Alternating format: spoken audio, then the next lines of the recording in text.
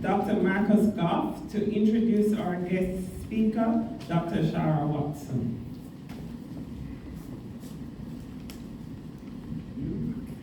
Thank you very much. Thank you. Good afternoon to you all here with us and those who are joining us online. So, I have the pleasure to introduce to you today our guest speaker. She is Dr. Shara Watson. Dr. Shara Watson is a multidimensional scientist, innovator, and entrepreneur.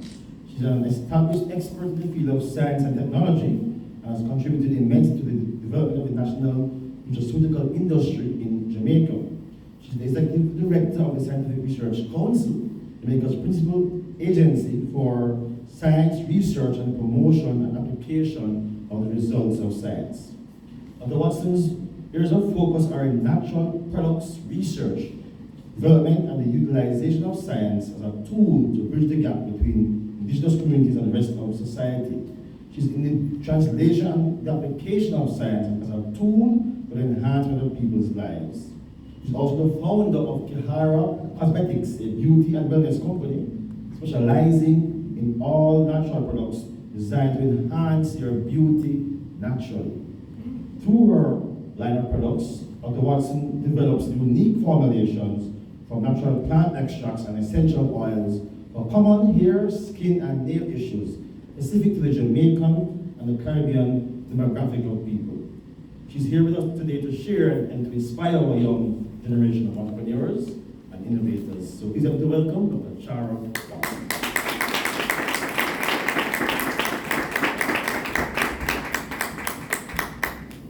Thank you so much.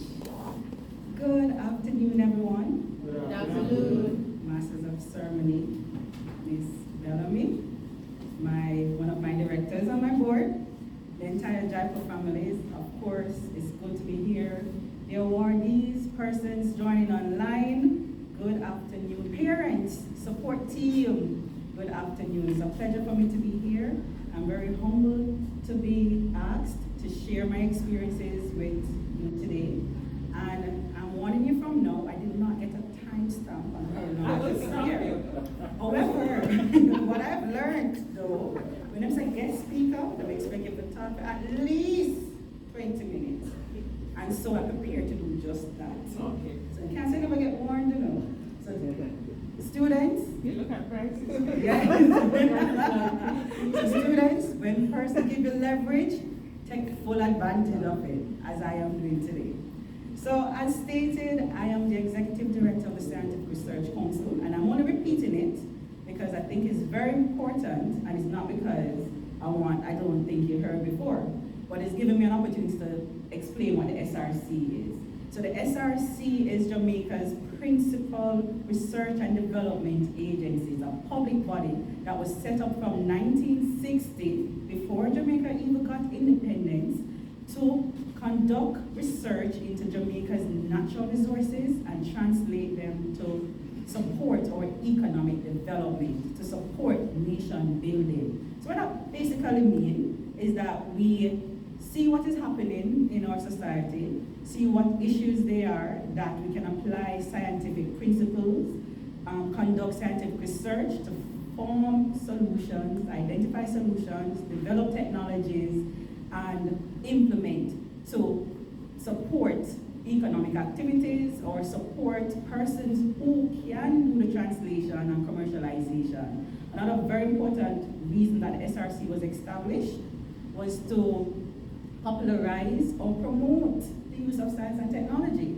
Because if you don't know anything about science, how are you going to participate in it? So I believe it's on that basis why I was invited to speak to you. So I'm speaking to you from two perspectives.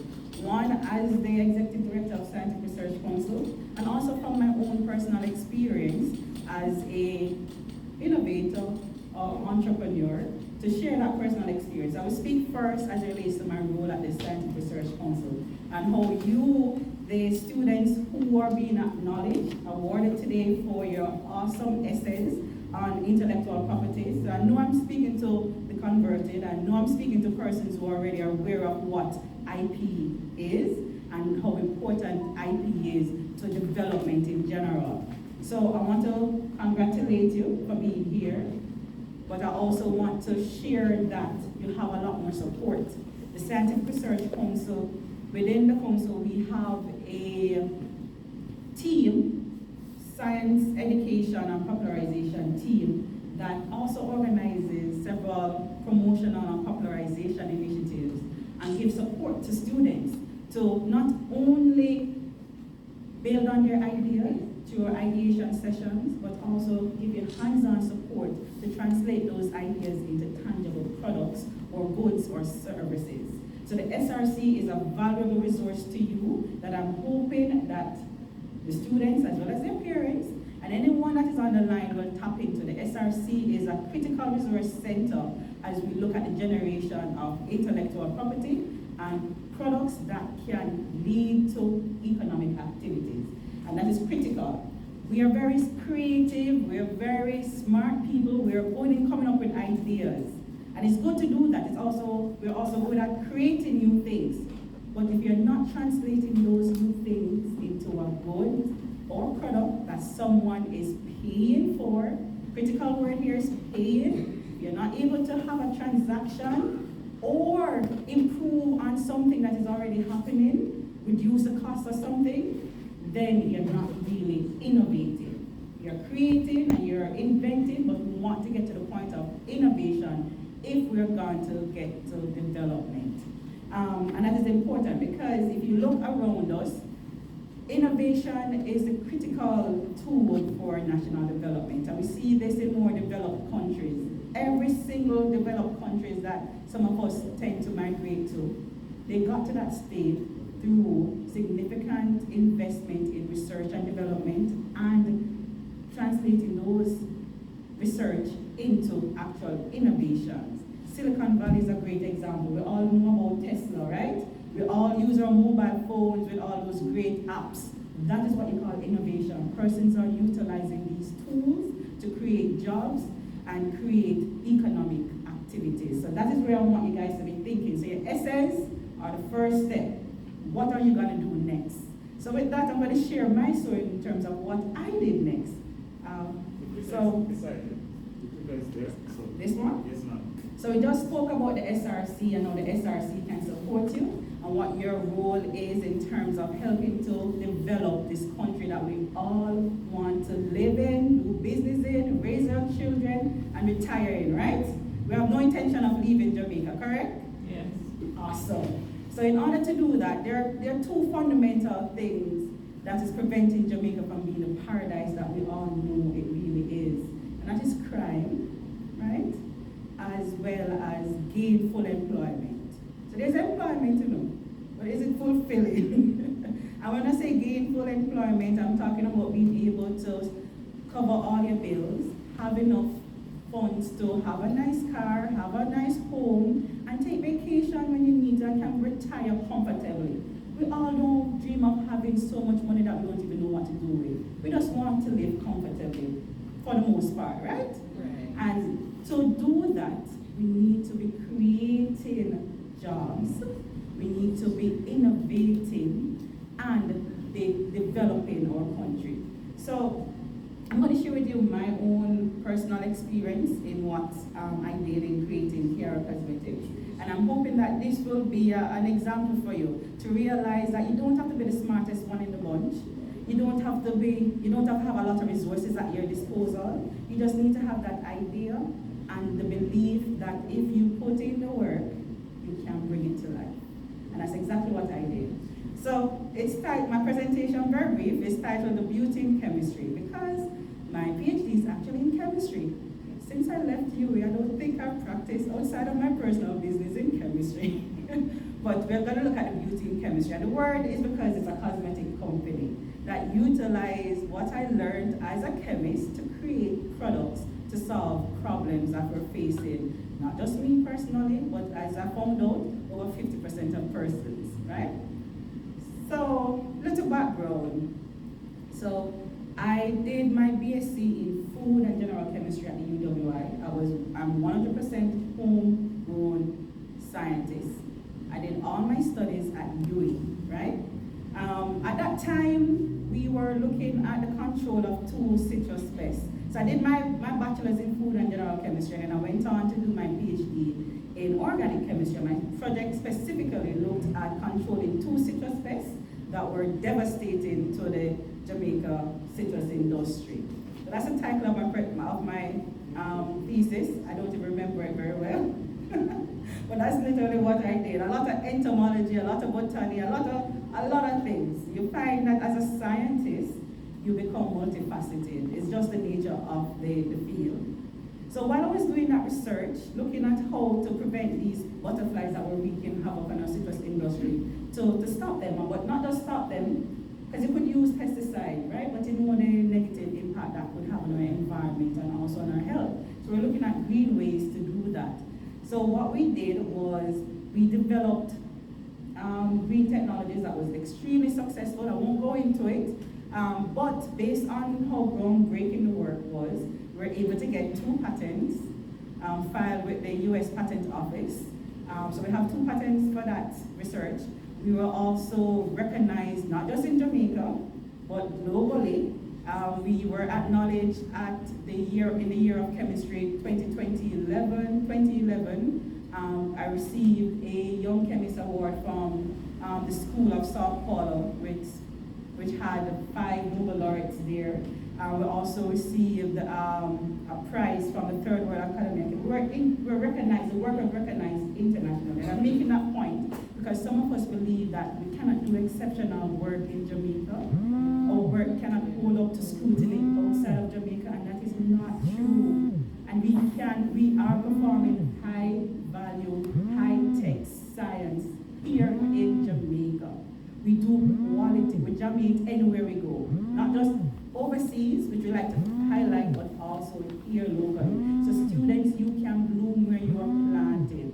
I taught at Tivoli Gardens for 5 years, and that was their motto. Bloom where you're planted, and I'm telling you, you can do that, as I did. I won't talk about my pick 3 and lot of grades in chemistry in high school, and where I'm at now. That's another story we can talk on. But basically what happened was, we were getting a lot of international recognition. And at the same time, as a PhD graduate, you're called upon to present your work in different forums, in front of people a lot of times.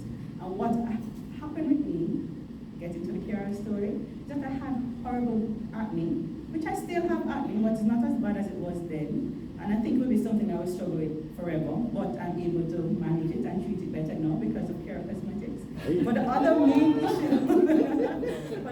main issue that I had, which was a real soul-crushing, personality-crushing, I was not this flamboyant and outgoing. I was very reserved and shy. I had horrible dandruff. When I said dandruff, you ever sit on the side behind somebody in a bus and see pear flakes on them? That was me. That was me. That was my hair. So I was doing all this work on essential oils and looking how to control these citrus pests. And one thing with research, what you think you're going to start out to discover, it is just the tip of the iceberg in what you're going to learn. So I was learning so much about these wonderful all-natural oils and what they could do for health and wellness. And I'm like, oh wait, I mean I spend much thousands of dollars when we never have. I buy shampoo, we never created for people who look like me or have hair like mine. And supposed to be washing your hair every day, and you know we can't do that. Not with my hair. We cannot do that. And so therefore, because I'm not able to use it as it was supposed to be used, and because it wasn't created for hair like my own, it never did work. And I'm learning all these things, being recognized as a top scientist and top chemist, and I'm struggling with this issue. So that's where my idea came in. Why don't I try to help myself? These essential oils are used to treat fungus, they're used to treat eczema, they're used to treat so many things. I was reading and learning about these oils. And I'm here struggling to buy, I'm not going to call the product's name, I buy a product that you use on your head and you can use on your shoulder too. And it's not doing anything for me. Why? And that's how Kiara started. So it started with me exploring and formulating. I was very fortunate, I've been very fortunate to be coupled with some amazing scientists. I had great mentorship throughout my entire career. every step of my career. I've had exceptional mentors that have guided me. My research supervisor, Dr. Trevor Yee, incidentally, he worked in Revlon for over 20 years before going to UAE. So before I even thought of formulating products, he was teaching me to formulate. We were formulating products for Barco, we were formulating products for Revlon Jamaica, we were formulating products for so many private companies. And they would engage him, and me being a student, he would teach me. He would say, come on, work on this with me. So I was learning to formulate. So it wasn't just by chance I decided I want to formulate something for my scalp. I was getting the knowledge to formulate other stuff. I was learning about essential oils. So I just put them together and said, all right, we can make something. I didn't start out to make a business though. I just started out to solve my problem. But once I found that solution, the light bulbs went off. I'm not the only one struggling. Over 50% of adolescents and adults suffer with dandruff. It's extremely common. And the thing with dandruff is something that significantly impacts your self-esteem. You become self-aware, you become self-conscious, you become shy and timid just because of what that outward appearance is. And it prevents you from getting to your full life. I experienced that firsthand. I couldn't stand in front of you this confident and bold. I wasn't born this way. I grew this way, right? So that's how Kiara Cosmetic came about. So first thing, identify the problem. So the problem is, me I suffer with dandruff and acne, I need to fix it, because me I do not work. And then secondly, am I the only one, sir? So you want to ask these questions. Questions are critical, especially as a scientist. We're always setting out to ask the questions, come up with hypotheses, and then test those hypotheses to come up with solutions. So that's a scientific method I'm introducing you to. But as IP practitioners and experts, you know this already, don't it? Right? So I came up with it. And what I wanted to look at is not that there weren't products that treat dandruff, but you know about the sulfur shampoo, don't you? Yep. You know how it stinks, right? Yeah. I can't even say that in a nice way. I can't even be diplomatic about sulfur 8. It stinks. And when you get into any closed environment, everybody smell it and start turning up their nose at you. You wonder if you never should have stayed with the dandruff and done. Because I think I would prefer that than the scent of the sulfur 8. So one, it can't smell bad. Two, it has to be practical to work with our lifestyle, work with our hair type, work with our environmental conditions, and it have to be affordable, effective, and of course, accessible. And it's important for you to define what your product is.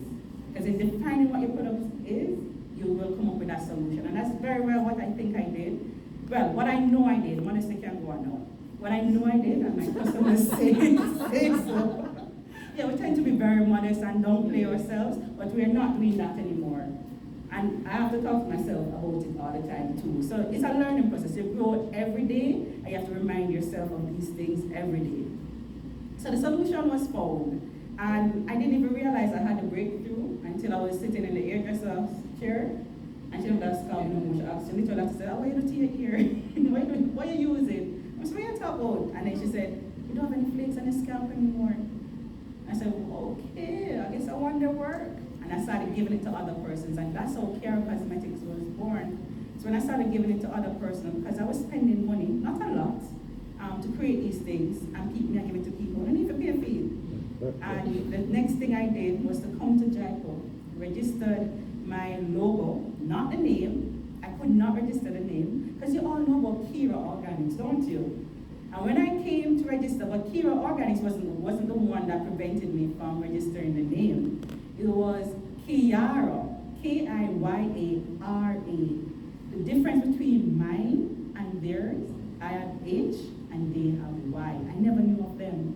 And how the name Kiara came about, my husband's name is Kino, the K-I, and my name is Shara. So I knew nothing of them. This is totally creative. We put two names together, but yet still, another name sounding exactly like mine was there. But guess what? I did not falter. I did not give up. I did not say no. I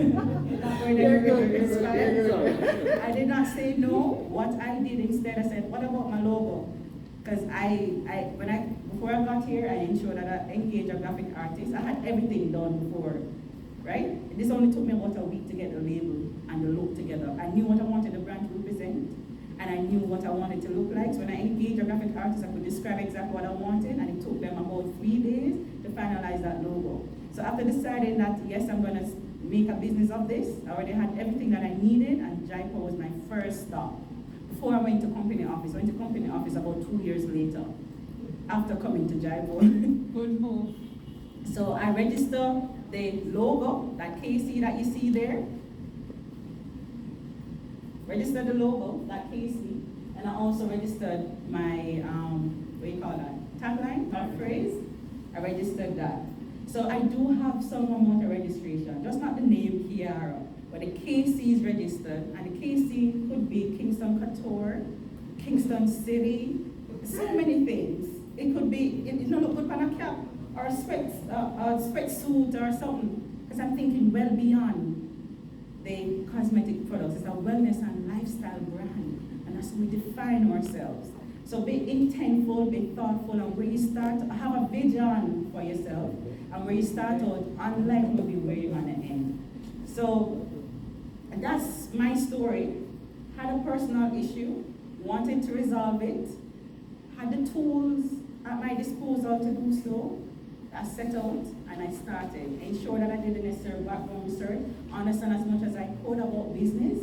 Because remember, we're not just about creating a formulation. We can't stop there. We have to get to innovation, which means some kind of transaction where money is involved must take place. Don't forget that part.